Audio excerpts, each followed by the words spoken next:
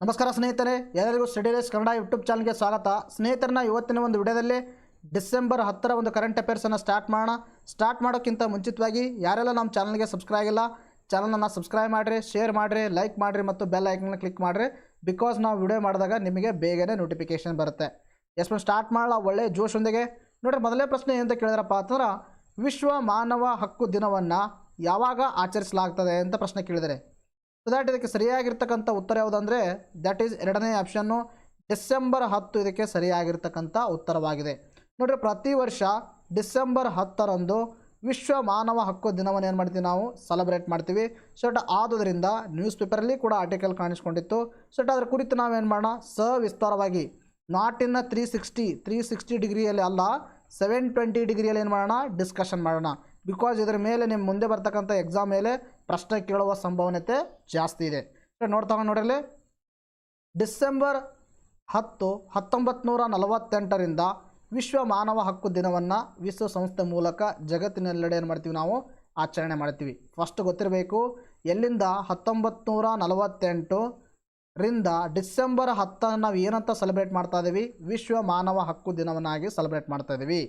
ಹಾಗಾದರೆ ಸರ್ 1948ರಂದೇ ಯಾಕ ಅಂತ ಪ್ರಶ್ನೆಯನ್ನು ಕೇಳಿದಕ್ಕೆ, ನೋಡ್ರಿ 1948 ಡಿಸೆಂಬರ್ 10ರಂದು ಒಂದು ಮಹತ್ವವಾಗಿರ್ತಕ್ಕಂಥ ನಿರ್ಧಾರವನ್ನು ತೆಗೆದುಕೊಳ್ಳಲಾಗುತ್ತೆ. ಯಾರ ನಿರ್ಧಾರವನ್ನು ತೆಗೆದುಕೊಂಡಿದ್ದಾರೆ, ವಿಶ್ವಸಂಸ್ಥೆ ಸಾಮಾನ್ಯ ಸಭೆ, ಯುನೈಟೆಡ್ ನೇಷನ್ ಜನರಲ್ ಅಸೆಂಬ್ಲಿ ಅಂತಕ್ಕಂಥದ್ದು, ಅಥವಾ ವಿಶ್ವಸಂಸ್ಥೆಯ ಸಾಮಾನ್ಯ ಸಭೆಯು 1948 ಡಿಸೆಂಬರ್ 10ರಂದು ಸಾರ್ವತ್ರಿಕ ಮಾನವ ಹಕ್ಕುಗಳ ಘೋಷಣೆ, ಏನಡ್ರಿ, ಸಾರ್ವತ್ರಿಕ ಮಾನವ ಹಕ್ಕುಗಳ ಘೋಷಣೆ, universal declaration of human rights ಅಂತ ಹೇಳ್ತೀವಿ, ಇದನ್ನು ಘೋಷಣೆ ಮಾಡುತ್ತು 1948 ಡಿಸೆಂಬರ್ 10ರಂದು. ಯಾವುದು, ವಿಶ್ವಸಂಸ್ಥೆ ಸಾಮಾನ್ಯ ಸಭೆ. ಆದುದರಿಂದ ಪ್ರತಿ ವರ್ಷ ಏನು ಮಾಡ್ತೀವಿ, ಡಿಸೆಂಬರ್ 10ರಂದು ಸಾರ್ವತ್ರಿಕ ಮಾನವ ಹಕ್ಕುಗಳ ಘೋಷಣೆ ಆಗೋದ್ರಿಂದಾಗಿ ಮಾನವ ಹಕ್ಕು ದಿನವಂತ ಏನು ಮಾಡ್ತೀವಿ, ಸೆಲೆಬ್ರೇಟ್ ಮಾಡ್ತೀವಿ. ಹಾಗಾದರೆ ಸರ್ 2021ರ ಘೋಷವಾಕ್ಯ ಏನಾಗಿತ್ತು ಸರ್, ಅಥವಾ ಥೀಮ್ ಏನಾಗಿತ್ತಂದರೆ equality, reducing inequality, advancing human rights ಅಂತಕ್ಕಂಥದ್ದು. ಅದರ ಅರ್ಥ ಸಮಾನತೆ ಮತ್ತು ಅಸಮಾನತೆಯನ್ನು ಕಡಿಮೆ ಮಾಡೋದು ಮತ್ತು ಅಡ್ವಾನ್ಸ್ಮೆಂಟ್ ಇನ್ ದ ಹ್ಯೂಮನ್ ರೈಟ್ಸಲ್ಲಿ ಮಾಡೋದು ಇದರ ಒಂದು ಪ್ರಮುಖ ಘೋಷವಾಕ್ಯ ಆಗಿತ್ತು ಅಂತಕ್ಕಂಥದ್ದು ತಮ್ಮ ತಲೆಯಿರಬೇಕು. ನೋಡಿ, ಪ್ರಿಂಟ್ ಹೊಡೆದಂಗೆ ಇರಬೇಕು. Equality, reducing inequality, advancing human rights ಅಂತಕ್ಕಂಥದ್ದು ಇದರ ಒಂದು ಘೋಷವಾಕ್ಯ ಆಗಿತ್ತು 2021 ಅಂತಕ್ಕಂಥದ್ದು ತಮ್ಮ ತಲೆಯಿರಬೇಕು. ಸೊ ದ್ಯಾಟ್ ಈ ಒಂದು ನ್ಯೂಸಿಂದ ನಾವೇನು ಮಾಡೋಣ ಅಂದರೆ, ಈ ಒಂದು ವಿಶ್ವ ಮಾನವ ಹಕ್ಕು ಆಯೋಗ, ಆಮೇಲೆ ರಾಷ್ಟ್ರೀಯ ಮಾನವ ಹಕ್ಕುಗಳ ಆಯೋಗ ಅಂತಕ್ಕರ ಕುರಿತು ನಾವೇನು ಮಾಡೋಣ, ಸವಿಸ್ತಾರವಾಗಿ ಡಿಸ್ಕಷನ್ ಮಾಡ್ತಾ ಹೋಗೋಣ. ಬಿಕಾಸ್ ಎಕ್ಸಾಮಲ್ಲಿ ಸೋ ಮೆನಿ ಟೈಮ್ಸ್ ಕ್ವಶನ್ಸ್ಗಳನ್ನು ಕೇಳಿದ್ದಾರೆ. ನೋಡಿರಿ, ವಿಶ್ವ ಮಾನವ ಹಕ್ಕುಗಳ ಆಯೋಗ, United Nations human rights commission ಅಂತ ಹೇಳ್ತೀವಿ. ಏನಂದರೆ ವಿಶ್ವ ಮಾನವ ಹಕ್ಕುಗಳ ಆಯೋಗ. ಇದು ಸ್ನಿಪ್ಯಾಟ್ಸ್ ಅಂದ ನಮ್ಮ ಡೈರೆಕ್ಟ್ ನಾವು ಕೊಟ್ಟಿರ್ತಕ್ಕಂಥ ಯಾವುದಪ್ಪ ಅಂದ್ರೆ ನಮ್ಮ ಮ್ಯಾಗ್ಝಿನ್ PDF ಇಂದ ತೆಗೆದುಕೊಂಡಿದ್ದೀವಿ. ಅರ್ಥ ಆಯ್ತಾ? ಇದು ಎಲ್ಲಿಂದ ತೆಗೆದುಕೊಂಡಿದ್ದೀವಿ ಅಂದರೆ, ಈ ಇನ್ಫಾರ್ಮೇಷನ್ನು ನಾವು ಕೊಟ್ಟಿರ್ತಕ್ಕಂಥ ಮ್ಯಾಗ್ಝಿನ್ ಪ್ರಿವಿಯಸ್ ಮಾಡಿದ್ದೀವಿ ಇದನ್ನು ಕ್ಲಾಸು, ಮತ್ತೆ ನಾನು ಮಾಡಿದ್ದೀನಿ ಅಲ್ಲಿಂದ ಒಂದು ಸ್ನಿಪ್ಯಾಟ್ಸನ್ನು ತೆಗೆದುಕೊಂಡಿದ್ದೀನಿ. ನೋಡಿ, ವಿಶ್ವಸಂಸ್ಥೆ ಮಾನವ ಹಕ್ಕುಗಳ ಆಯೋಗ, united nation human rights commission ಅಂತ ಹೇಳ್ತೀವಿ. United nation commission on human rights 1946ರ ಸ್ಥಾಪನೆಯಾಗಿದ್ದು 2006ರಲ್ಲಿ united nation human rights commission ಆಗಿ ಬದಲಾಯಿತು. ಅರ್ಥ ಆಯ್ತಾ? United nation commission on human rights ಅಂತ ಇತ್ತು, ಅದನ್ನು 2006ರಲ್ಲಿ ಏನು ಮಾಡಿದ್ರು, united nation human rights commission ಆಗಿ ಏನು ಮಾಡಿದ್ರು, ಬದಲಾವಣೆಯನ್ನು ಮಾಡಿದ್ರು ಅಂತಕ್ಕಂಥದ್ದು ನಮ್ಮ ತಲೆಯಿರಬೇಕು. ಇನ್ನು ಇದರ ಪ್ರಧಾನ ಕಚೇರಿ ಎಲ್ಲಿದೆ ಸರ್ ಅಂತ ಕೇಳಿದ್ರೆ, ಸ್ವಿಟ್ಜರ್ಲ್ಯಾಂಡ್ನ ಜಿನೇವಾ. ನೋಡಿ, ಬಹಳ important. United nation human rights ಕಮಿಷನ್ದು ಕೇಂದ್ರ ಕಚೇರಿ ಎಲ್ಲಿದೆ ಅಂದರೆ ಸ್ವಿಟ್ಜರ್ಲ್ಯಾಂಡ್ದಲ್ಲಿದೆ ಅಂತಕ್ಕಂಥ ಗೊತ್ತಿರಬೇಕು. ಇನ್ನು ಇದರ ಒಟ್ಟು ಸದಸ್ಯರ ಸಂಖ್ಯೆ 48. ಒಟ್ಟು ಸದಸ್ಯರ ಸಂಖ್ಯೆ ಎಷ್ಟು ಹೇಳ್ರಿ, 48. ಇನ್ನು ಸದಸ್ಯರ ಅವಧಿ ಎಷ್ಟಂದರೆ 3 ವರ್ಷ. ನೋಡಿ, ಸದಸ್ಯರ ಅವಧಿ 3 ವರ್ಷ. ಹಾಗಾದರೆ ಈ ಆಯೋಗದ ಪ್ರಮುಖ ಉದ್ದೇಶ ಏನಂದರೆ, ಮಾನವ ಹಕ್ಕುಗಳ ಸಂರಕ್ಷಣೆ. ಏನು ಮಾಡ್ತಿದ್ದಾರೆ, ಮಾನವ ಹಕ್ಕುಗಳ ಸಂರಕ್ಷಣೆ ಮಾಡುವ ಅಂತಾರಾಷ್ಟ್ರೀಯ ಮಟ್ಟದಲ್ಲಿ ಒಂದು ಸಂಸ್ಥೆ ಇದ್ದು, ಅದು ಯಾವುದಪ್ಪ ಅಂದ್ರೆ ವಿಶ್ವಸಂಸ್ಥೆ ಮಾನವ ಹಕ್ಕುಗಳ ಆಯೋಗ ಅಂತ. ಸೊ ವಿಶ್ವಸಂಸ್ಥೆ ಮಾನವ ಹಕ್ಕುಗಳ ಆಯೋಗನ ಪ್ರಧಾನ ಕಚೇರಿ ಎಲ್ಲಿದಪ್ಪ ಅಂದ್ರೆ ಸ್ವಿಟ್ಜರ್ಲ್ಯಾಂಡಿನ ಜಿನೇವಾದಲ್ಲಿದೆ. ಒಟ್ಟು ಸದಸ್ಯರ ಸಂಖ್ಯೆ 48 ಆಗಿದ್ದು, ಈ 48 ಸದಸ್ಯರ ಒಂದು ಅಧಿಕಾರ ಅವಧಿ ಎಷ್ಟಪ್ಪ ಅಂದ್ರೆ 3 ವರ್ಷದವರೆಗೆ ಇರ್ತದೆ ಅಂತಕ್ಕಂಥದ್ದು ತಮ್ಮ ತಲೆಯಲ್ಲಿರಬೇಕು. Because these are the very important information for your examinations. ಎಸ್ಗೆ ನಾವು ಅದೇ ರೀತಿಯಾಗಿ ಇದನ್ನು ಕೂಡ ನಾವು ಕೊಟ್ಟಿರ್ತಕ್ಕಂಥ ಒಂದು ಮ್ಯಾಗ್ಝಿನ್ PDF ಇಂದನೇ ಡೈರೆಕ್ಟಾಗಿ ತೆಗೆದುಕೊಂಡಿದ್ದೀವಿ. ಅರ್ಥ ಆಯ್ತಾ? ಆದ್ದರಿಂದ ನಿಮಗೆ ಹೇಳ್ತಾ ಇರೋದು, ಯಾರೆಲ್ಲ ನಮ್ಮದು ಒಂದು ಮ್ಯಾಗ್ಝಿನನ್ನು ತೆಗೆದುಕೊಂಡಿಲ್ಲ, ಯಾರೆಲ್ಲ ನಮ್ಮ ನೋಟ್ಸನ್ನು ತೆಗೆದುಕೊಂಡಿಲ್ಲ, ನೀವು ನೋಟ್ಸನ್ನು ತೆಗೆದುಕೊಂಡು ಸದುಪಯೋಗ ಪಡೆದುಕೊಳ್ಬೋದು. ಅರ್ಥ ಆಯ್ತಾ? ನೋಡ್ರಿ ಏನು ಕೊಟ್ಟಿದ್ದೀನಿ ಅಂದರೆ ರಾಷ್ಟ್ರೀಯ ಮಾನವ ಹಕ್ಕುಗಳ ಆಯೋಗ. ಅರ್ಥ ಆಯ್ತಾ? ರಾಷ್ಟ್ರೀಯ ಮಾನವ ಹಕ್ಕುಗಳಂದರೆ ನಾವೊಂದು ನ್ಯಾಷನಲ್ ವೈಡ್ ಈಗೇನು ಮಾಡಿದಪ್ಪ ಅಂದ್ರೆ ಅಂತಾರಾಷ್ಟ್ರೀಯ ಮಟ್ಟದಲ್ಲಿ ಒಂದು ಸಂಸ್ಥೆಯಾದರೆ ರಾಷ್ಟ್ರೀಯ ಮಟ್ಟದಲ್ಲಿ ಕೂಡ ಒಂದು ಸಂಸ್ಥೆ ಇರಬೇಕಲ್ವಾ ನಮ್ಮ ದೇಶದಲ್ಲಿ ಮಾನವ ಹಕ್ಕುಗಳ ಉಲ್ಲಂಘನೆಯನ್ನು ತಡೆಗೋಸ್ಕರ. ಆದುದರಿಂದಾಗಿ ರಾಷ್ಟ್ರೀಯ ಮಾನವ ಹಕ್ಕುಗಳ ಆಯೋಗವನ್ನು ನಾವು ಸ್ಥಾಪನೆ ಮಾಡ್ತೀವಿ. ಎಷ್ಟರಲ್ಲಿ ಅಂದರೆ 1993 ಅಕ್ಟೋಬರ್ 12ರಂದು. Very important. 1993 ಅಕ್ಟೋಬರ್ 12ರಂದು ರಾಷ್ಟ್ರೀಯ ಮಾನವ ಹಕ್ಕುಗಳ ಆಯೋಗನ ಸ್ಥಾಪನೆ ಆಗ್ತದೆ. ಇದರ ಪ್ರಮುಖ ಉದ್ದೇಶ ಏನಂದರೆ ನಿಮಗೆ ಗೊತ್ತಿರುವ ಹಾಗೆ ದೇಶದಲ್ಲಿ ಮಾನವ ಹಕ್ಕುಗಳ ಸಂರಕ್ಷಣೆ ಅಂದರೆ ಭಾರತದಲ್ಲಿ ಮಾನವ ಹಕ್ಕುಗಳ ಸಂರಕ್ಷಣೆ ಮಾಡೋಗೋಸ್ಕರವಾಗಿ 1993 ಅಕ್ಟೋಬರ್ 12ರಂದು ಇದು ಸ್ಥಾಪನೆ ಆಗುತ್ತೆ. ಇನ್ನು ಸ್ಥಾಪನೆಗೆ ಕಾರಣವಾದ ಕಾಯ್ದೆ ಯಾವುದು ಸರ್ ಅಂತ ಕೇಳಿದಕ್ಕೆ 1993 ರಾಷ್ಟ್ರೀಯ ಮಾನವ ಹಕ್ಕುಗಳ ಸಂರಕ್ಷಣೆ ಕಾಯ್ದೆ. ಅರ್ಥ ಆಯ್ತಾ? 1993 ರಾಷ್ಟ್ರೀಯ ಮಾನವ ಹಕ್ಕುಗಳ ಸಂರಕ್ಷಣೆ ಕಾಯ್ದೆಯಡಿಯಲ್ಲಿ ಸ್ಥಾಪನೆಯಾಗಿರ್ತಕ್ಕಂಥ ಭಾರತದ ಒಂದು ಮಾನವ ಹಕ್ಕುಗಳ ಸಂರಕ್ಷಣೆ ಮಾಡುವ ಸಂಸ್ಥೆ ಯಾವುದಂದರೆ ರಾಷ್ಟ್ರೀಯ ಮಾನವ ಹಕ್ಕುಗಳ ಆಯೋಗ ಅಂತಕ್ಕಂಥದ್ದು 1993ರಲ್ಲಿ ಸ್ಥಾಪನೆ ಆಗುತ್ತೆ. ಇದರ ಕೇಂದ್ರ ಕಚೇರಿ ಎಲ್ಲಿದೆ ಸರ್ ಅಂತ ಕೇಳಿದ್ರೆ ಕೇಂದ್ರ ಕಚೇರಿ ಎಲ್ಲಿದೆ? ದೆಹಲಿಯಲ್ಲಿದೆ. Very important. ಇಂದ್ರೆ ಇಲ್ಲಿ ಆಗಿರ್ತಕ್ಕಂಥ ಒಂದು ಸದಸ್ಯರ ಅಧಿಕಾರಾವಧಿ ಅಧ್ಯಕ್ಷರ ಅಧಿಕಾರಾವಧಿ ಎಷ್ಟಪ್ಪ ಅಂತಂದ್ರೆ 3 ಅಥವಾ 70 ವರ್ಷ ವಯಸ್ಸು. ನೋಡ್ರಿ ಇದನ್ನು ರೀಸೆಂಟಾಗಿ ಬದಲಾವಣೆ ಮಾಡಿದ್ದಾರೆ. ಅರ್ಥ ಆಯ್ತಾ? ತಲೆ ಇಡಬೇಕು 3 ಅಥವಾ 70 ವಿಚ್ ಎವರ್ ಈಸ್ ಅರ್ಲಿಯರು. ಇನ್ನು ಮೊದಲ ಅಧ್ಯಕ್ಷರು ಯಾರಂದ್ರೆ ಇದ್ರದ್ದು ನ್ಯಾಯಮೂರ್ತಿ ರಂಗನಾಥ್ ಮಿಶ್ರಾ ಅವರು. ನೋಡ್ರಿ ಮೊದಲ ಅಧ್ಯಕ್ಷರು ಯಾರಿದ್ದಾರೆ? ನ್ಯಾಯಮೂರ್ತಿ ರಂಗನಾಥ್ ಅವರಿದ್ದರು. ಪ್ರಸ್ತುತ ಅಧ್ಯಕ್ಷರು ಯಾರಪ್ಪ ಅಂತ ಅರುಣ್ ಕುಮಾರ್ ಮಿಶ್ರಾ. ಯಾರಿದ್ದಾರೆ ಹೇಳ್ರಿ? ಅರುಣ್ ಕುಮಾರ್ ಮಿಶ್ರಾ ಅವರು ಪ್ರಸ್ತುತ ಇದಕ್ಕೆ ಅಧ್ಯಕ್ಷರಾಗಿ ಕಾರ್ಯವನ್ನು ನಿರ್ವಹಿಸ್ತಾ ಇದ್ದಾರೆ ಅಂತಕ್ಕಂಥದ್ದು ಗೊತ್ತಿರಬೇಕು. ಇನ್ನು ಇದು ರಾಷ್ಟ್ರೀಯ ಮಾನವ ಹಕ್ಕುಗಳ ಆಯೋಗ ಆಯಿತು. ಇನ್ನು ಕರ್ನಾಟಕ ಮಾನವ ಹಕ್ಕುಗಳ ಆಯೋಗ ಬಗ್ಗೆಯೂ ಕೂಡ ನಾವೇನು ಮಾಡೋಣ ಸ್ವಲ್ಪ ಡಿಸ್ಕಷನ್ ಮಾಡ್ತಾ ಹೋಗೋಣ. ಅಂದರೆ ರಾಷ್ಟ್ರೀಯ ಮಟ್ಟದಲ್ಲಿ ನಾವು ಮಾನವ ಹಕ್ಕುಗಳ ಸಂರಕ್ಷಣೆ ಮಾಡೋಕ್ಕೆ ಒಂದು ಆಯೋಗ ಆಯಿತು, ಅಂತಾರಾಷ್ಟ್ರೀಯ ಮಟ್ಟದಲ್ಲಿ ಒಂದಾಯಿತು, ಇನ್ನು ರಾಜ್ಯ ಮಟ್ಟದಲ್ಲಿ ಕೂಡ ಏನು ಮಾಡಿದ್ದಾರೆ ಮಾನವ ಹಕ್ಕುಗಳ ಆಯೋಗಗಳನ್ನು ಸ್ಥಾಪನೆ ಮಾಡಿದ್ದಾರೆ. ಸೊ ಹಂತದಲ್ಲಿ ಕರ್ನಾಟಕದ ಕೂಡ ಒಂದು ಕರ್ನಾಟಕ ಮಾನವ ಹಕ್ಕುಗಳ ಆಯೋಗ ಅಂತಕ್ಕಂಥದ್ದು. ಸೊ ಇದು ಸ್ಥಾಪನೆ ಯಾವಾಗ ಆಯ್ತು ಅಂದರೆ 2007 ಜುಲೈ 25ರಂದು ಸ್ಥಾಪನೆ ಆಗುತ್ತೆ. ಭಾಳ ಇಂಪಾರ್ಟೆಂಟು. ಇನ್ನು ಸ್ಥಾಪನೆಗೆ ಕಾರಣವಾಗಿರ್ತಕ್ಕಂಥ ಕಾಯ್ದೆ ಸೇಮು 1993 ರಾಷ್ಟ್ರೀಯ ಮಾನವ ಹಕ್ಕುಗಳ ಸಂರಕ್ಷಣೆ ಕಾಯ್ದೆಯ ಕಲಂ 21ರ ಅಡಿಯಲ್ಲಿ ನಾವೇನು ಮಾಡಿದ್ದೀವಿ ಕರ್ನಾಟಕ ಮಾನವ ಹಕ್ಕುಗಳ ಆಯೋಗವನ್ನು ಸ್ಥಾಪನೆ ಮಾಡಿದ್ದೀವಿ. ಇದರ ಮೊದಲ ಅಧ್ಯಕ್ಷರು ಯಾರು ಸರ್ ಅಂತ ಕೇಳಿದಕ್ರ ಇದರ ಮೊದಲ ಅಧ್ಯಕ್ಷರು ಯಾರಂದರೆ DH ವಘೇಲಾ. ಯಾರ್ರಿ? ಇದರ ಮೊದಲ ಅಧ್ಯಕ್ಷರು ಸುಬ್ಬರಾಯ ರಾಮನಾಯಕ್. ನೋಡ್ರಿ ಸುಬ್ಬರಾಯ ರಾಮನಾಯಕ್ ಇದರ ಒಂದು ಮೊದಲ ಅಧ್ಯಕ್ಷರಾಗಿದ್ದು. ಇನ್ನು ಪ್ರಸ್ತುತ ಅಧ್ಯಕ್ಷರು ಯಾರಿದ್ದಾರೆ ಅಂದರೆ DH ವಘೇಲಾ ಅವರು ಪ್ರಸ್ತುತ ಅಧ್ಯಕ್ಷರಾಗಿ ಕಾರ್ಯವನ್ನು ನಿರ್ವಹಿಸ್ತಾ ಇದ್ದಾರೆ. ಇವರನ್ನು ನೇಮಕ ಹೇಗೆ ಮಾಡ್ತಾರೆ ಅಂದರೆ ಮುಖ್ಯಮಂತ್ರಿಗಳ ಅಧ್ಯಕ್ಷತೆಯ ನೇಮಕಾತಿ ಸಮಿತಿ ಶಿಫಾರಸಿನ ಮೇರೆಗೆ ರಾಜ್ಯಪಾಲರು ನೇಮಕವನ್ನು ಮಾಡ್ತಾರೆ. ನೋಡಿರಿ ಇದನ್ನು ಬಹಳ ಇಂಪಾರ್ಟೆಂಟ್ ಆಗಿರ್ತಕ್ಕಂಥ ಪ್ರಶ್ನೆ.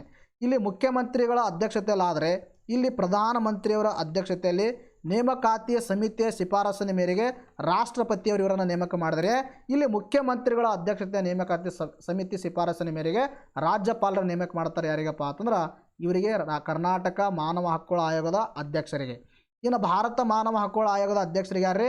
ಪ್ರಧಾನಮಂತ್ರಿ ಒಳಗೊಂಡ ಒಂದು ನೇಮಕಾತಿ ಸಮಿತಿಯ ಶಿಫಾರಸಿನ ಮೇರೆಗೆ ಇವ್ರನ್ನ ಯಾರು ಆಯ್ಕೆ ಮಾಡ್ತಾರೆ? ರಾಷ್ಟ್ರಪತಿ ಅಂತಕ್ಕಂಥದ್ದು ತಮ್ಮ ತಲೆ ಇರಬೇಕು. Because these are the very important piece of information. ಇವೆಲ್ಲ ಪಾಯಿಂಟ್ಸ್ಗಳು ತಮ್ಮ ತಲೆ ಇರಬೇಕು. ನೋಡಿರಿ ಈ ಥರ ನೀವು ಓದೋದ್ರಿಂದ ಏನಾಗುತ್ತೆ, ನ್ಯೂಸಲ್ಲಿರ್ತಕ್ಕಂಥ ವಿಷಯ ಕವರ್ ಆಯಿತು, ಆಮೇಲೆ ನಿಮ್ಮ ಒಂದು GK ಕೇಳ್ತಕ್ಕಂಥ ಪ್ರಶ್ನೆಗಳು ಕೂಡ ಏನಾಗ್ತವೆ ಇದರಲ್ಲಿ ಕವರ್ ಆಗ್ತವೆ. ಅದೇ ರೀತಿಯಾಗಿ ಏನು ಮಾಡ್ತಾರೆ KPSCದವರು ನಿಮ್ಮ ನ್ಯೂಸನ್ನು ಏನು ಮಾಡ್ತಾರಪ್ಪ ಅಂತಂದ್ರೆ ಇದಕ್ಕೇನು ಮಾಡ್ತಾರೆ GKಗೆ ಲಿಂಕ್ ಮಾಡಿಬಿಟ್ಟು ಪ್ರಶ್ನೆಗಳನ್ನು ಕೇಳ್ತಾರೆ. ಸೊ ಆದುದರಿಂದಾಗಿ ಇವೆಲ್ಲ ಫ್ಯಾಕ್ಟ್ಸ್ಗಳು ತಮ್ಮ ತಲೆ ಇರಬೇಕು. ನೋಡಿ ಈಗ ನೆಕ್ಸ್ಟ್ ನೋಡ್ತಾ ಹೋಗೋಣ. ನೋಡಿ ನೆಕ್ಸ್ಟ್ ಪ್ರಶ್ನೆ ಅಂತ ಕೇಳಿದ್ರಪ್ಪ ಹತ್ರ DG ಧನ್ ಪ್ರಶಸ್ತಿ ಪಡೆದ ಬ್ಯಾಂಕ್ ಯಾವುದು ಅಂತ ಪ್ರಶ್ನೆ ಕೇಳಿದ್ದಾರೆ.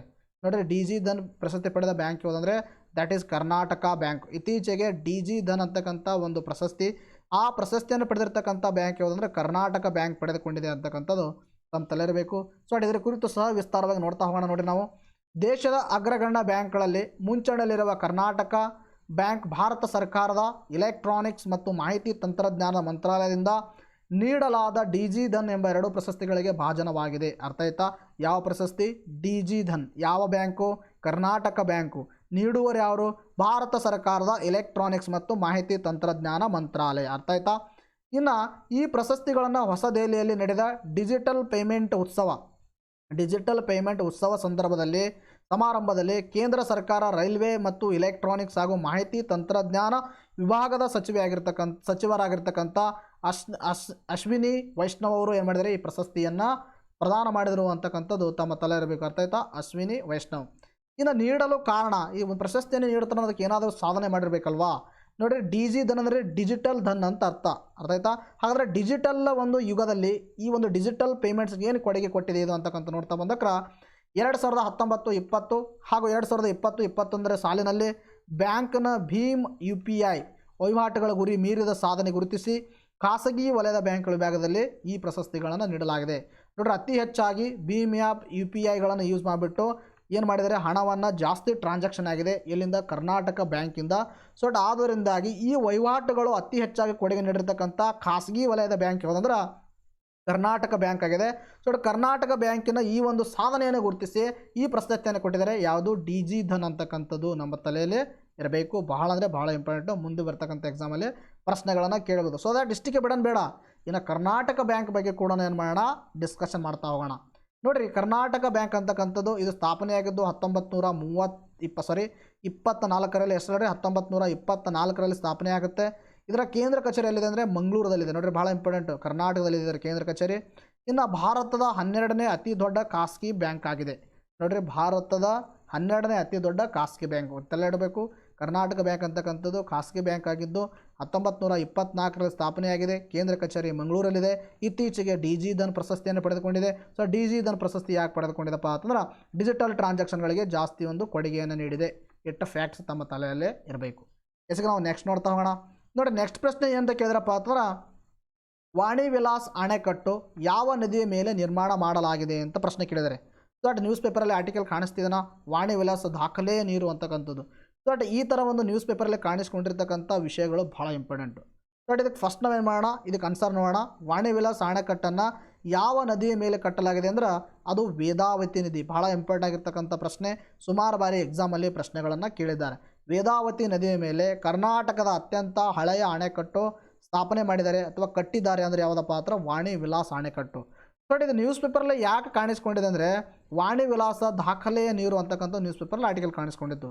ಅಂದರೆ ವೇದಾವತಿ ನದಿಯ ಒಂದು 64 ವರ್ಷಗಳ ನಂತರ ಮೈದುಂಬಿ ಹರಿದು ಪರಿಣಾಮ ತಾಲೂಕಿನ ವಾಣಿ ವಿಲಾಸ ಜಲಾಶಯದ ನೀರಿನ ಮಟ್ಟ 125 ಅಡಿ ತಲುಪಿದೆ. ಅಂದರೆ ನೋಡಿ, ಕಳೆದ 64 ವರ್ಷದಲ್ಲಿ ಇಷ್ಟೊಂದು ಫಿಲ್ ಆಗಿರಲಿಲ್ಲ. ಅಷ್ಟೊಂದು ಫುಲ್ ಆಗಿಬಿಟ್ಟು ಇದನ್ನು ಉಕ್ಕಿ ಹರಿಯುತ್ತಿದೆ ಅಂತಕ್ಕಂಥದ್ದು ಮಾತು ನ್ಯೂಸ್ ಪೇಪರಲ್ಲಿ ಕಾಣಿಸ್ಕೊಂಡಿತ್ತು. ಸೊ ದಟ್ ಆದರೆ ನೋಡಿರಲಿ, ಲಾಸ್ಟ್ ಟೈಮ್ ಇನ್ನೂ ಅರ್ಧ ಅಡಿ ನೀರು ಬಂದರೆ 1932ರಲ್ಲಿ ದಾಖಲಾದ 125.50 ಅಡಿ ನೀರಿನ ಒಂದು ದಾಖಲೆಯನ್ನು ಸರಿಗಟ್ಟಲಿದೆ. ಅಂದರೆ ಅದರ ಅರ್ಥ 1932ರಲ್ಲಿ ಏನಾಗಿತ್ತು, ಇದು ಫುಲ್ಲು ತುಂಬಿಟ್ಟು ಏನಾಗಿತ್ತು ರೀ, ಅಲ್ಲಿ ಒಂದು ಜನರ ಒಂದು ಹಾನಿ ಪಾನಿ ಮತ್ತು ಅಲ್ಲಿ ಪ್ರವಾಹ ಥರ ಆಗಿತ್ತು.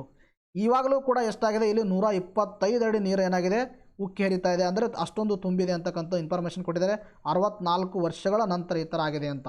ಬಟ್ ಆದ್ದರಿಂದ ತಮ್ಮ ತಲೆಯಲ್ಲಿರಬೇಕು, ಈ ಒಂದು ವಾಣಿ ವಿಲಾಸ ಅಣೆಕಟ್ಟೆ ಯಾವ ನದಿ ಮೇಲೆ ಕಟ್ಟಲಾಗಿದೆ ಅಂತಕ್ಕಂಥ ಪ್ರಶ್ನೆಯನ್ನು ಕೇಳ್ಬೋದು.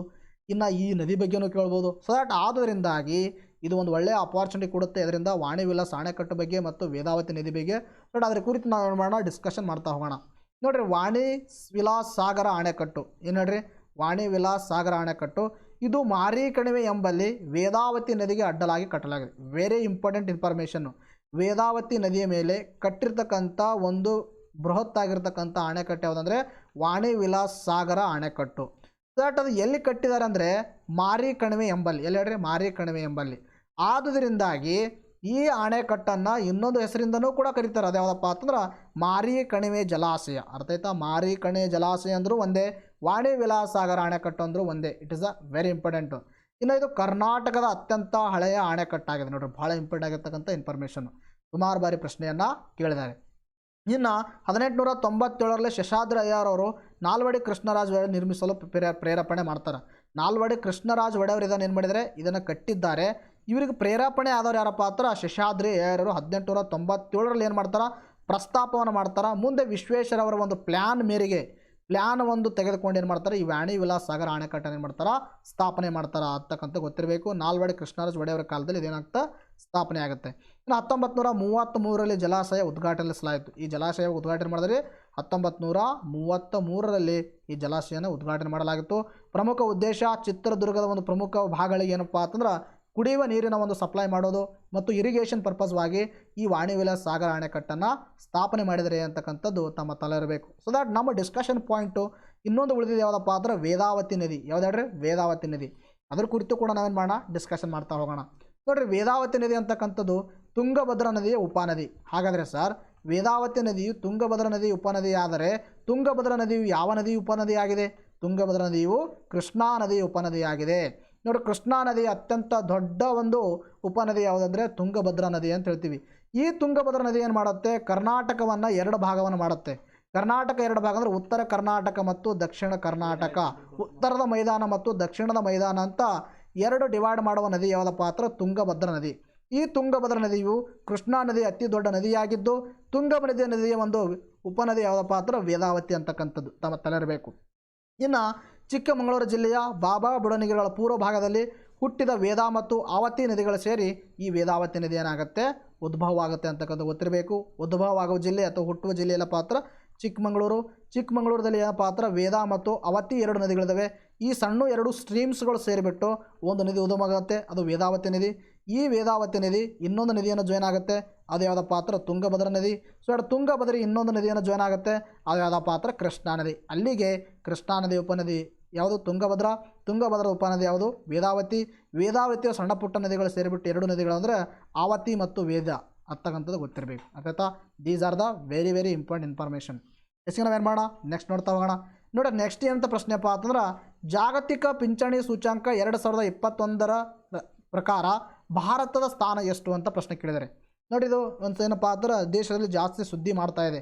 ಇನ್ನು ಲೋಕಸಭೆ ರಾಜ್ಯಸಭೆಯಲ್ಲೂ ಕೂಡ ಇದರ ಮೇಲೆ ಜಾಸ್ತಿ ಏನಾಗಿದೆ? ಡಿಬೇಟ್ ಆಗಿದೆ. ಆದುದರಿಂದಾಗಿ ಜಾಗತಿಕ ಪಿಂಚಣಿ ಸೂಚ್ಯಂಕದಲ್ಲಿ ಭಾರತದ ಸ್ಥಾನ ಎಷ್ಟಂದರೆ 40. ಯಾವ್ದು ಹೇಳ್ರಿ? 40 ಅಂತಕ್ಕಂಥದ್ದು ಗೊತ್ತಿರಬೇಕು. ಇದೊಂದು ಫ್ಯಾಕ್ಟು. ಹಾಗಾದರೆ ಏನು ಡಿಸ್ಕಷನ್ ಆಗ್ತಿದೆ ಅದರ ಬಗ್ಗೆ ನೋಡ್ತಾ ಹೋಗೋಣ. ನೋಡ್ರಿ, ಡಿಸೆಂಬರ್ 9, 2021 ಕಾರ್ಮಿಕ ಹಾಗೂ ಉದ್ಯೋಗ ಸಚಿವಾಲಯವು ರಾಜ್ಯಸಭೆಗೆ ಹೀಗೆ ಹೇಳಿದೆ. ಏನಂತ ಹೇಳಿದೆ ರಾಜ್ಯಸಭೆಗೆ?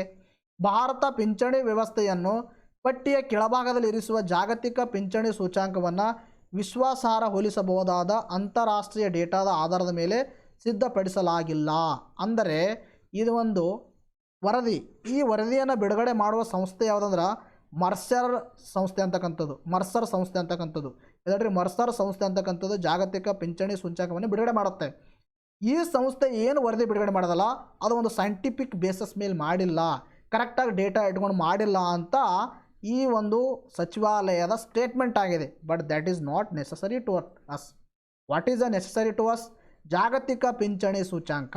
ಸೊ ಜಾಗತಿಕ ಪಿಂಚಣಿ ಸೂಚ್ಯಂಕವನ್ನು ಬಿಡುಗಡೆ ಮಾಡುವ ಸಂಸ್ಥೆ ಯಾವುದಂದರೆ ಮರ್ಸರ್ ಸಂಸ್ಥೆ ಅಂತಕ್ಕಂಥದ್ದು. ಸೊ ಭಾರತದ ಸ್ಥಾನ ಎಷ್ಟಪ್ಪ ಅಂದ್ರೆ 40. ನೋಡಿರಿ, 43 ದೇಶಗಳಲ್ಲಿ 43 ದೇಶಗಳನ್ನು ಕಂಪೇರ್ ಮಾಡಿದಕ್ಕಾರ ಭಾರತ 40ನೇ ಸ್ಥಾನವನ್ನು ಪಡೆದುಕೊಂಡಿದೆ. ನೋಡಿರಿ ಎಷ್ಟು ಹಿಂದೆ ಇದ್ದೀವಿ ನಾವು. ಅರ್ಥ ಆಯ್ತಾ? ಆದ್ದರಿಂದ ಸರ್ಕಾರ ಇದಕ್ಕೆ ಏನು ಮಾಡ್ತಾ ಇದೆ? ಇದು ಒಂದು ಡೇಟಾ ಕರೆಕ್ಟಾಗಿ ಕೊಟ್ಟಿಲ್ಲ, ಕರೆಕ್ಟಾಗಿ ಒಂದು ಏನು ಮಾಡಿಲ್ಲ ಅಂದರೆ ಬಿಡುಗಡೆ ಮಾಡಿಲ್ಲ ಅಂತಕ್ಕಂಥ ಇದು ಒಂದು ವಿರೋಧ ಮತ್ತು ಪರ ವಿರೋಧ ಏನಾಗ್ತಾ ಇದೆ? ಡಿಸ್ಕಷನ್ ಆಗ್ತಾ ಇದೆ. That is not necessary to us.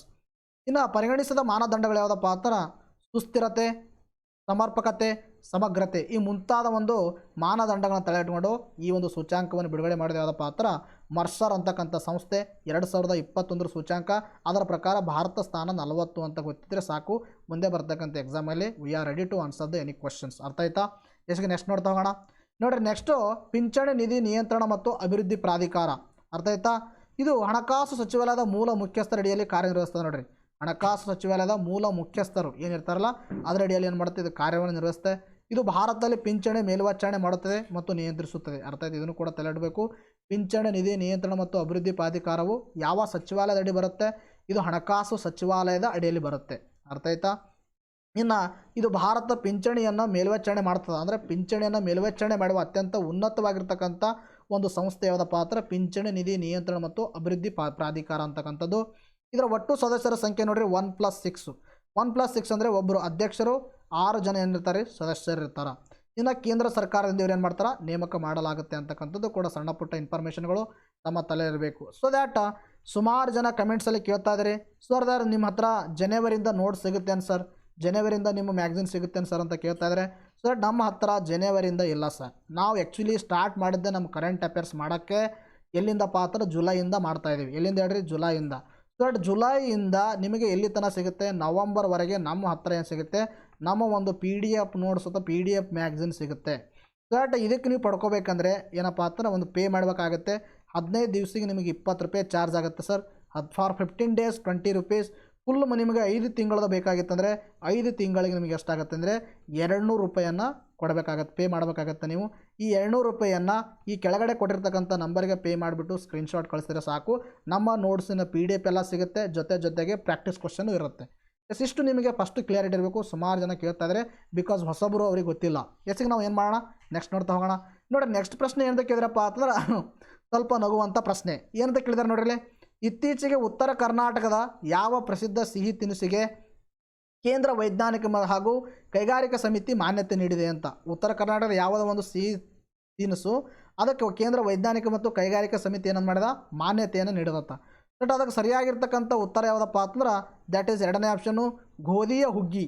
ನೋಡಿರಿ, ಹುಗ್ಗಿಗೆ ಸುಮಾರು ಜನ ಇಷ್ಟಪಡೋರು ಇರ್ತಾರೆ. ಆದ್ದರಿಂದ ಎನಿಹಾವ್ ಹುಗ್ಗಿಗೆ ಏನು ಮಾಡಿದ್ದಾರೆ, ಕರ್ನಾಟಕದ ಒಂದು ಉತ್ತರ ಕರ್ನಾಟಕದ ಫೇಮಸ್ ಆಗಿರ್ತಕ್ಕಂಥ ಊಟ.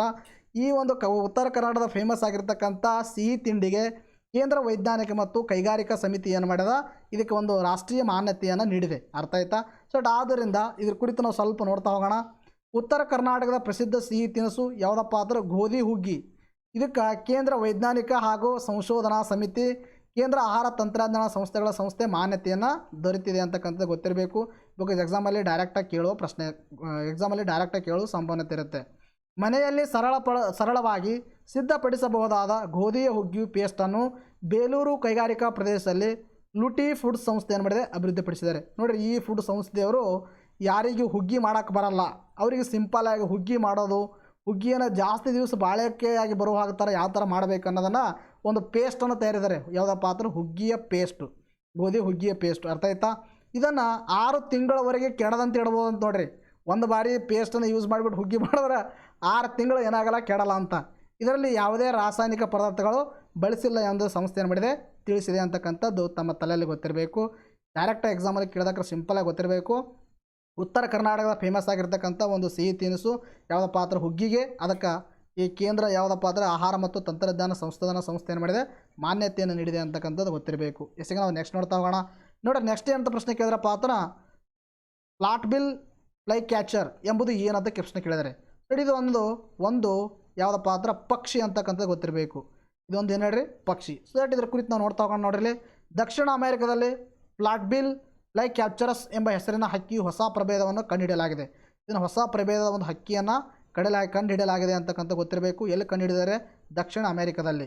ಇನ್ನು ಫ್ಲಾಟ್ ಬಿಲ್ ಫ್ಲೈ ಕ್ಯಾಚರ್ ಅಂತಕ್ಕಂಥದ್ದು ಇದರ ಜೆನೆಸಿಸ್ ಯಾವುದಪ್ಪ ಅಂದ್ರೆ ರೈಮೋಕೋಸೈಕ್ಲಿಸಿನ್ ಅಂತಕ್ಕಂಥದ್ದು, ರೈಮೋಕೋಸೈಕ್ಲಿಸಿನ್ ಅಂತಕ್ಕಂಥದ್ದು.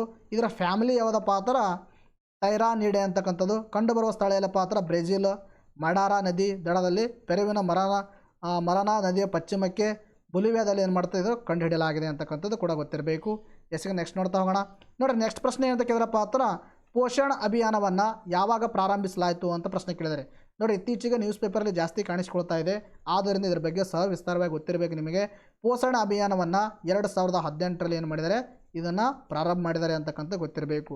ನೋಡಿ, ಇದ್ರ ಕುರಿತು ನೋಡ್ತಾ ಬಂದಕ್ಕೆ ನೋಡ್ರಿ, ಮಹಿಳಾ ಮತ್ತು ಮಕ್ಕಳ ಅಭಿವೃದ್ಧಿ ಸಚಿವೆ ಸ್ಮೃತಿ ಇರಾನಿಯವರು ಏನು ಮಾಡಿದರೆ, ಇತ್ತೀಚೆಗೆ ಒಂದು ಡೇಟಾವನ್ನು ಕೊಟ್ಟಿದ್ದಾರೆ. ಅರ್ಥಾತ್ ಈ ಡೇಟಾ ನಮ್ಮ ಎಕ್ಸಾಮ್ ದೃಷ್ಟಿಯಿಂದಾಗಿ ಭಾಳ ಇಂಪಾರ್ಟೆಂಟು.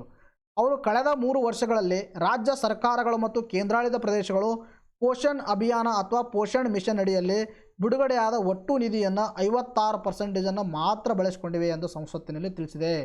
ಅಂದರೆ ಟೋಟಲ್ಲು 100%, ನೋಡಿರಿ 100%ಅಲ್ಲಿ ಕೇಂದ್ರ ಸರ್ಕಾರಗಳು ಮತ್ತು ರಾಜ್ಯ ಸರ್ಕಾರಗಳು ಮತ್ತು ಕೇಂದ್ರಾಡಳಿತ ಪ್ರದೇಶದ ಸರ್ಕಾರಗಳು ಕೇವಲ 56% ಇದೇ ಅಡಿಯಲ್ಲಿ ಬಿಡುಗಡೆ ಆಗಿರ್ತಕ್ಕಂಥ ನಿಧಿಯನ್ನು ಬಳಸಿದ್ದಾರೆ ಅಂತಕ್ಕಂಥದ್ದು ಸ್ಮೃತಿ ಇರಾನಿ ಅವರು ಏನು ಮಾಡಿದರೆ, ಒಂದು ಡೇಟಾವನ್ನು ಕೊಟ್ಟಿದ್ದಾರೆ. So that this data is very important for us.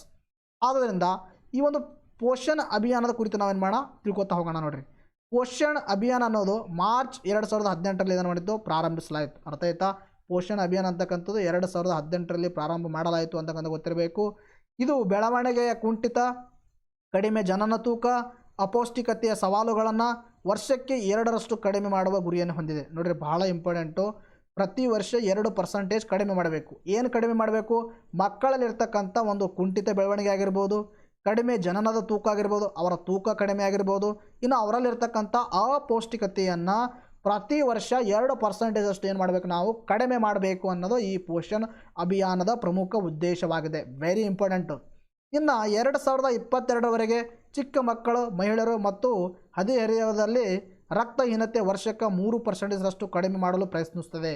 ನೋಡಿ, ಇದು ವರ್ಷಕ್ಕೆ 3% ಯಾವುದಪ್ಪ ಅಂತಂದ್ರೆ ಈ ಒಂದು ರಕ್ತಹೀನತೆಯಿಂದ ಬಳಲ್ತಾ ಇರತಕ್ಕಂಥ ಒಂದು ಮಹಿಳೆಯರಾಗಿರ್ಬೋದು, ಅರ್ಥ ಆಯ್ತಾ, ಅಂದರೆ ಹದಿಹರಿಯದವರಾಗಿರ್ಬೋದು, ಇವರಿಗೆ 2022ರವರೆಗೆ ಪ್ರತಿ ವರ್ಷ 3% ಏನು ಮಾಡೋದು, ಕಡಿಮೆ ಮಾಡ್ತಾ ಹೋಗೋದು ಅಂತಕ್ಕಂಥದ್ದು ಇದರ ಪ್ರಮುಖ ಉದ್ದೇಶ. ಅರ್ಥ ಆಯ್ತಾ.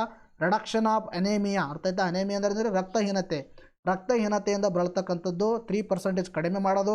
ಇನ್ನು ಕುಂಠಿತ ಬೆಳವಣಿಗೆ, ಜನನ ಮತ್ತು ತೂಕ, ಅಪೌಷ್ಟಿಕತೆ ಇವೆಲ್ಲ ಏನಪ್ಪ ಅಂದ್ರೆ 2% ಏನು ಮಾಡೋದು, ರಿಡಕ್ಷನ್ ಮಾಡ್ತಾ ಹೋಗೋದು. ಎಲ್ಲಿವರೆಗೆ, 2022ರವರೆಗೆ. ಇದು ಪೋಷಣ್ ಅಭಿಯಾನದ ಗುರಿಗಳಾಗಿವೆ. ಅರ್ಥ ಆಯ್ತಾ. ಈ ಥರ ಪ್ರಶ್ನೆಗಳು ನಿಮ್ಮ ಎಕ್ಸಾಮಲ್ಲಿ ಯಾವ ಥರ ಕೇಳ್ತಾರೆ ಅಂದ್ರೆ, ಪೋಷಣ್ ಅಭಿಯಾನಕ್ಕೆ ಸಂಬಂಧಿಸಿದಂತೆ ಕೆಳಗಿನ ಯಾವ ವಾಕ್ಯಗಳು ಸರಿಯಾಗಿವೆ ಅಂತ ಪ್ರಶ್ನೆ ಕೇಳೋದಕ್ರ ನಮಗೆ ಗೊತ್ತಿರಬೇಕು. 2% ಆ್ಯಂಡ್ 3% ಇವೆರಡು. ಅರ್ಥ ಆಯ್ತಾ. ಎಸ್ಗೆ ನಾವು ನೆಕ್ಸ್ಟ್ ನೋಡ್ತಾ ಹೋಗೋಣ. ನೋಡಿರಿ, ಇದರಲ್ಲಿ ಅಪೌಷ್ಟಿಕತೆ ಅಂತಕ್ಕಂಥ ಪದ ಬಂದಿದೆ. ಹಾಗಾದರೆ ಏನದು ಅಪೌಷ್ಟಿಕತೆ? What is mall nutrition? Mall nutrition ಅಂದರೆ ಅಪೌಷ್ಟಿಕತೆ ಅಂತ ಕಳಿತೀವಿ. ಡೋಂಟ್ ವೆರಿ, ನಾನು ಸಿಂಪಲಾಗಿ ಹೇಳ್ತೀನಿ, ಇಂಗ್ಲೀಷಲ್ಲಿ ಇದೆ ಅಂತ ಗಾಬರಿ ಆಗಕ್ಕೆ ಹೋಗ್ಬೇಡ್ರಿ. ನೋಡಿರಿ, ಏನಂತ ಕೊಟ್ಟಿದ್ದಾರೆ ಇಂಗ್ಲೀಷ್ನಲ್ಲಿ. ನೋಡಿರಿ, ಮಾಲ್ ನ್ಯೂಟ್ರಿಷನ್ ಅಂದರೆ ನಾನು ಹೇಳಿದೆ ಫಸ್ಟು ಅಪೌಷ್ಟಿಕತೆ. ಹಾಗಾದರೆ ಅಪೌಷ್ಟಿಕತೆ ಅಂದರೆ ಏನು?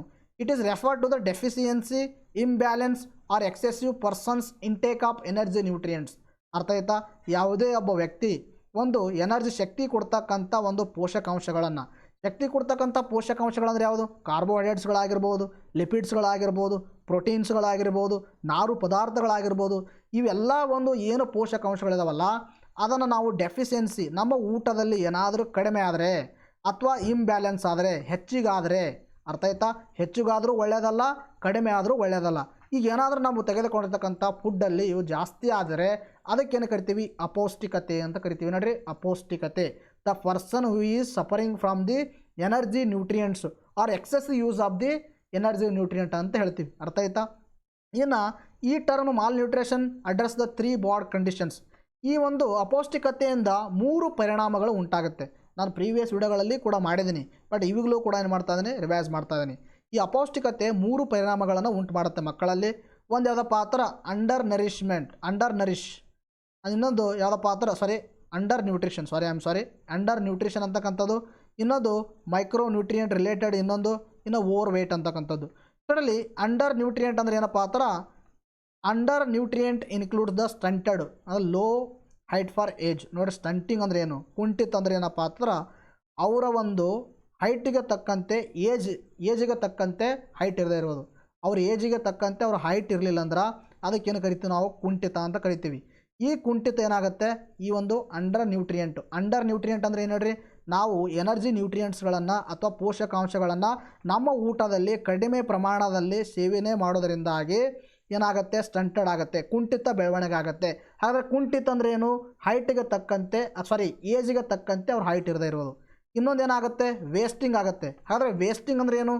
Low weight for height. ಅರ್ಥ ಆಯ್ತಾ. ತೂಕ, ಅವರ ಹೈಟಿಗೆ ತಕ್ಕಂತೆ ತೂಕ ಇರದೇ ಇರೋದು, ಅದಕ್ಕೇನು ಕರಿತೀವಿ ನಾವು? ವೇಸ್ಟಿಂಗ್ ಅಂತ ಕರಿತೀವಿ. ಇನ್ನೊಂದು ಯಾವುದಪ್ಪ ಅಂದ್ರೆ ಅಂಡರ್ ವೇಟ್ ಅಂದರೆ ಲೋ ವೇಟ್ ಫಾರ್ ಏಜ್. ನೋಡಿ, ಇವೆಲ್ಲ ಭಾಳ ಇಂಪಾರ್ಟೆಂಟ್ ಆಗಿರ್ತಕ್ಕಂಥ ಕಾನ್ಸೆಪ್ಟು ಗೊತ್ತಿರಬೇಕು. ಏಜ್ಗೆ ತಕ್ಕಂತೆ ಹೈಟ್ ಇರಲಿಲ್ಲ ಅಂದ್ರೆ ಅದು ಸ್ಟಂಟಿಂಗ್ ಅಂತ ಕರಿತೀವಿ. ಇನ್ನು ಹೈಟಿಗೆ ತಕ್ಕಂತೆ ತೂಕ ಇರಲಿಲ್ಲ ಅಂದ್ರೆ ಅದಕ್ಕೇನು ಕರಿತೀವಿ? ವೇಸ್ಟಿಂಗ್ ಅಂತ ಕರಿತೀವಿ. ಇನ್ನು ಏಜಿಗೆ ತಕ್ಕಂತೆ ವೇಟ್ ಇರಲಿಲ್ಲ ಅಂದರೆ ನೋಡಿರಿ ಅದಕ್ಕೇನು ಕರಿತೀವಿ? ಅಂಡರ್ ವೇಟ್ ಅಂತ ಕರಿತೀವಿ. ಭಾಳ ಇಂಪಾರ್ಟೆಂಟು. ಇವೆಲ್ಲ ಎದರಿಂದ ಆಗುತ್ತೆ? ಅಂಡರ್ ನ್ಯೂಟ್ರಿಷನಿಂದ ಆಗುತ್ತೆ. ಆದರೆ ಅಂಡರ್ ನ್ಯೂಟ್ರಿಷನ್ ಅಂದರೆ ಏನು? ನಮ್ಮ ಒಂದು ದೇಹಕ್ಕೆ ಬೇಕಾಗಿರ್ತಕ್ಕಂಥ ನ್ಯೂಟ್ರಿಯೆಂಟ್ಸ್ಗಳು ಅಥವಾ ಪೋಷಕಾಂಶಗಳು ಕಡಿಮೆ ಪ್ರಮಾಣದಲ್ಲಿ ಏನಾದರೂ ನಾವು ಸೇವನೆ ಮಾಡಿದ್ರೆ ಇವೆಲ್ಲವನ್ನು ಮಕ್ಕಳಲ್ಲಿ ಕಾಣಿಸ್ಕೊಳ್ಳಿರ್ತಕ್ಕಂಥ ಈ ಒಂದು ಲಕ್ಷಣಗಳು ಅಥವಾ ಇಂಪ್ಯಾಕ್ಟ್ಸ್ಗಳು ಎದರಿಂದ? ಅಪೌಷ್ಟಿಕತೆಯಿಂದ ಆಗುವಂತಕ್ಕಂಥದ್ದು. ಇನ್ನು ಮೈಕ್ರೋ ನ್ಯೂಟ್ರಿಯೆಂಟ್ಸ್ ರಿಲೇಟೆಡ್ ಅಂದರೆ ಏನಪ್ಪ ಅಂದ್ರೆ, it includes the micro nutrient excessive or deficiency.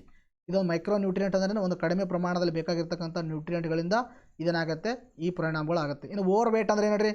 Over wait ಅಂದರೆ ಒಬ್ಯಾಸಿಟಿ. ಅಂದರೆ ಓವರ್ ವೇಟ್ ಅಂದರೆ ನಿಮ್ಗೆ ಗೊತ್ತಿರೋ ಹಾಗೆ ಏನಪ್ಪ ಅಂದ್ರೆ ವೇಟ್ ಜಾಸ್ತಿ ಇರೋದು, ಫ್ಯಾಟಿ ಆಗೋದು, ಅದಕ್ಕೇನು ಕರಿತೀವಿ ನಾವು? ಓವರ್ ವೇಟ್ ಅಂತ ಕರಿತೀವಿ.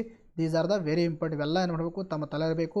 ಬಿಕಾಸ್ ಮುಂದೆ ಬರ್ತಕ್ಕಂಥ ಎಕ್ಸಾಮಲ್ಲಿ ನಿಮ್ಗೆ ಏನಾದರೂ ಅಪೌಷ್ಟಿಕತೆ ರಿಲೇಟೆಡು ಎಸ್ಸೆ ಕೇಳಿದ್ರಂದ್ರೆ ಅಥವಾ ನಿಮ್ಮ ಒಂದು KPSC ಎಕ್ಸಾಮ್ಗಳಲ್ಲಿ ಈ ಥರ ಪ್ರಶ್ನೆಗಳನ್ನು ಕೇಳುವ ಸಂಭವನತೆ ಇರುತ್ತೆ. ಆದ್ದರಿಂದ ಸ್ಟಂಟಿಂಗ್ ಅಂದರೆ ಏನು, ವೇಸ್ಟಿಂಗ್ ಅಂದರೆ ಏನು, ಅಂಡರ್ ವೇಟ್ ಅಂದರೆ ಏನು, ಮಾಲ್ ನ್ಯೂಟ್ರಿಷನ್ ಅಂದರೆ ಏನು, ಇವೆಲ್ಲ ಫ್ಯಾಕ್ಟ್ಸ್ಗಳು ತಮ್ಮ ತಲೆಯಿರಬೇಕು. ಇದಕ್ಕೆ ನಾವು ನೆಕ್ಸ್ಟ್ ನೋಡ್ತಾ ಹೋಗೋಣ. ನೋಡಿ, ನೆಕ್ಸ್ಟ್ ಆನ್ಲೈನ್ ನ್ಯೂಸ್ಗಳನ್ನು ಕೇಳಿದರೆ ಏನಪ್ಪ ಅಂದ್ರೆ 2021ರಲ್ಲಿ ಗೂಗಲ್ನಲ್ಲಿ ಅತಿ ಹೆಚ್ಚು ಹುಡುಕಲ್ಪಟ್ಟ ಭಾರತೀಯ ವ್ಯಕ್ತಿ ಯಾರಂತ ಕೇಳಿದರೆ ಸೊ ಇದಕ್ಕೆ ಸರಿಯಾಗಿರ್ತಕ್ಕಂಥ ಉತ್ತರ ಯಾವ್ದು Neeraj Chopra is right answer. ಇನ್ನು ಪಾಶ್ ಕಾಯ್ದೆ ಎಷ್ಟರಲ್ಲಿ ಜಾರಿಗೆ ಬಂದಿತ್ತು ಅಂದರೆ 2013ರಲ್ಲಿ ಜಾರಿಗೆ ಬಂದಿದೆ. ಇನ್ನು ಲೆಜೆಂಡ್ಸ್ ಕ್ರಿಕೆಟ್ ಲೀಗ್ನ ರಾಯಭಾರಿಯಾಗಿ ಆಯ್ಕೆಯಾದವರು ಯಾರು ಸರ್ ಅಂತ ಕೇಳಿದ್ರೆ ಅಮಿತಾಬ್ ಬಚ್ಚನ್. ಇನ್ನು ಕೋವಿಡ್ ಸಮಯದಲ್ಲಿ ತಡೆರಹಿತ ವಿಮಾನ ಪ್ರಯಾಣಕ್ಕಾಗಿ ನಾಗರಿಕ ವಿಮಾನಯಾನ ಸಚಿವಾಲಯವು ಪ್ರಾರಂಭಿಸಿದ ಪೋರ್ಟಲ್ ಹೆಸರು ಏನಂತ ಕೇಳಿದರೆ ಸೊ ಇದಕ್ಕೆ ಸರಿಯಾಗಿರ್ತಕ್ಕಂಥ ಉತ್ತರ ಏರ್ ಸುವಿಧಾ ಅಂತಕ್ಕಂಥದ್ದು. ಇನ್ನು ಯಾವ ಬಾಹ್ಯಾಕಾಶ ಸಂಸ್ಥೆ ತನ್ನ ಲೇಸರ್ ಕಮ್ಯುನಿಕೇಷನ್ ರಿಲೇ ಡೆಮಾನ್ಸ್ಟ್ರೇಷನ್ ಅನ್ನು ಪ್ರಾರಂಭಿಸಿದೆ ಅಂತ ಪ್ರಶ್ನೆ ಕೇಳಿದರೆ ಸೊ ಅದಕ್ಕೆ ಸರಿಯಾಗಿರ್ತಕ್ಕಂಥ ಉತ್ತರ NASA is the right answer. ಇನ್ನು ವಿಶ್ವ ಮಲೇರಿಯಾ ವರದಿ 2021ರ ಪ್ರಕಾರ 2020ರಲ್ಲಿ ಅಂದಾಜು ಮಲೇರಿಯಾ ಸಾವುಗಳ ಸಂಖ್ಯೆ ಎಷ್ಟು ಅಂತ ಪ್ರಶ್ನೆ ಕೇಳಿದರೆ ಸೊ ಅದಕ್ಕೆ ಸರಿಯಾಗಿರ್ತಕ್ಕಂಥ ಉತ್ತರ 6.27 ಲಕ್ಷ. ಅರ್ಥ ಆಯ್ತಾ? ಇದು ನಾನು ಡೀಟೇಲ್ಡಾಗಿ ಮಾಡಿದ್ದೀನಿ. ಆದ್ದರಿಂದ ಇವೆಲ್ಲ ಫ್ಯಾಕ್ಟ್ಸ್ಗಳು ಕೂಡ ತಮ್ಮ ತಲೆ ಇರಬೇಕು. ಇವತ್ತಿನ ವಿಡಿಯೋನ ಮುಗಿಸೋಣ, ಮತ್ತೆ ಮುಂದಿನ ವಿಡಿಯೋದಲ್ಲಿ ಭೇಟಿಯಾಗೋಣ. Thank you friends, take care, bye bye.